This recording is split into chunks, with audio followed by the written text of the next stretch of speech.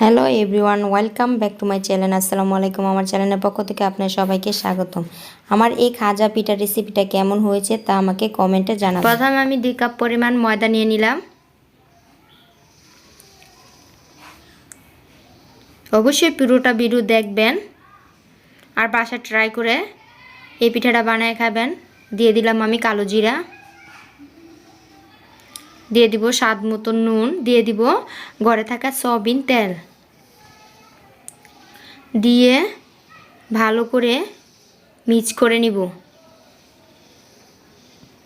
এখন আমি দিয়ে দিব সয়াবিন তেল,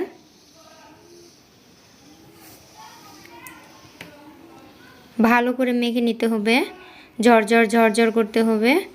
তেলটা মিক্স করতে হবে ময়দার সাথে।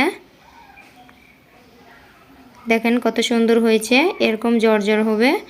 ভালো করে মিক্স করে নিতে হবে। পানি দিলে অল্প অল্প দিতে হবে, ঠান্ডা পানি দিতে হবে, নর্মাল ফ্রিজের না। এতে অল্প অল্প পানি দিব, অল্প অল্প মিক্স করে নিব। অল্প অল্প পানি দিয়ে অল্প অল্প মিক্স করে নিব। এইভাবে ডোটা বানাতে হবে।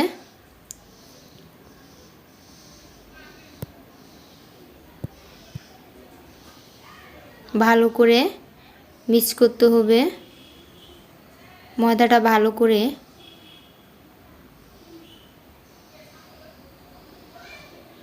এখন আমার ডোটা বানা শেষ। দেখেন কত সুন্দর হয়েছে। বেশি ডোটা নরম হওয়া যাবে না, শক্ত হওয়া যাবে না।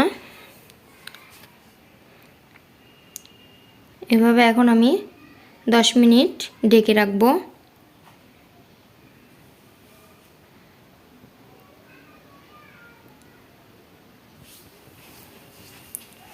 দশ মিনিট পর আবার ফিরে আসলাম। এখন আমি ছোট ছোট করে লুচি বানাই নিব। ভালো করে মেখে নিব আবার।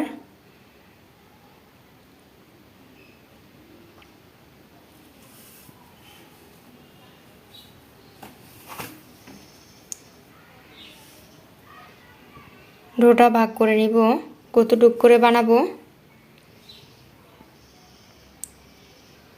এখন আমি ছোট ছোট করে রুটি বানাই নিব।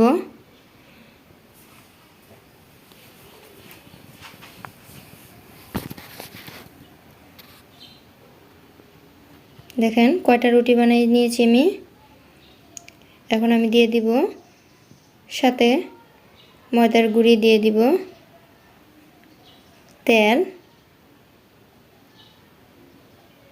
একে একে করে সবগুলো দিয়ে দিব।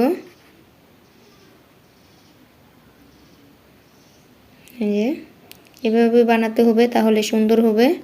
আর এই পিঠাগুলো খেতে অনেক মজা, মচমচ, মুখে দিলে মিশে জায়গা।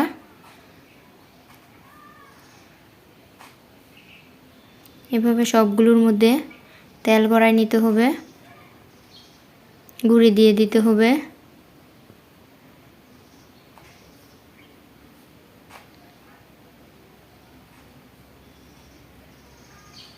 দেখেন সবগুলোর মধ্যে আমি তেল ভরাই দিলাম। এখন গুঁড়ি দিয়ে দিব, উপরেরটা তো তেল ভরিয়ে দিব। এখন বেলুন দিয়ে আমি হালকা হালকা করে ডলা দিব, জুড়ে দেওয়া যাবে না, হালকা করে দিতে হবে। বেলুনে তেল ভরা নিলাম যেভাবে।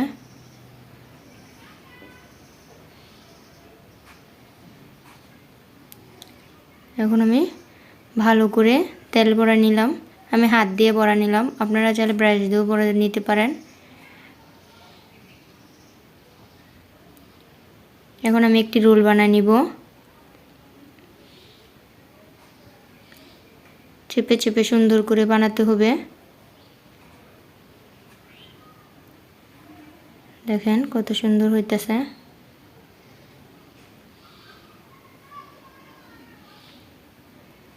এভাবে বানাতে হবে,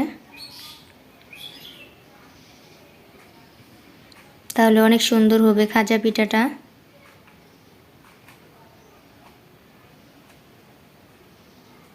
এখন আমি তেল ভরা নিলাম, জোড়াটা না ছুটে এখন কেটে নিব রোলটাকে।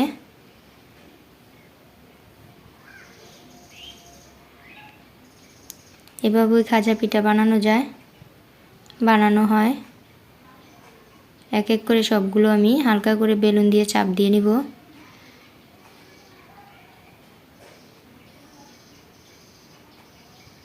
এই যে হালকা করে চাপ দিতে হবে।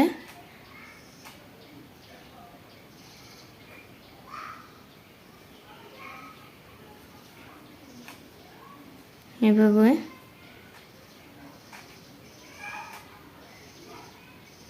এখন আমি তেলের মধ্যে দিয়ে দিব।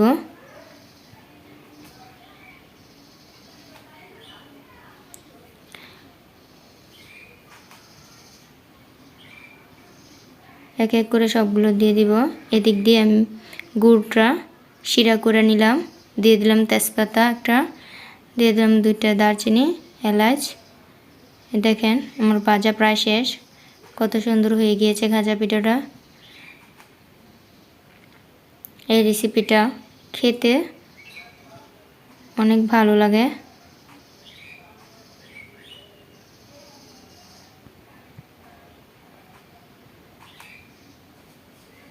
এখন আমার প্রায় শেষ পর্যায়ে।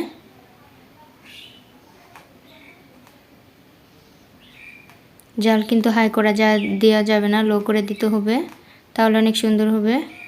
এখন আমি শিরাটা দিয়ে দিলাম, গুড় শিরা। আপনারা চাইলে চিনি শিরাও ডুবাতে পারেন। এখন আমার পরিবেশনের পালা।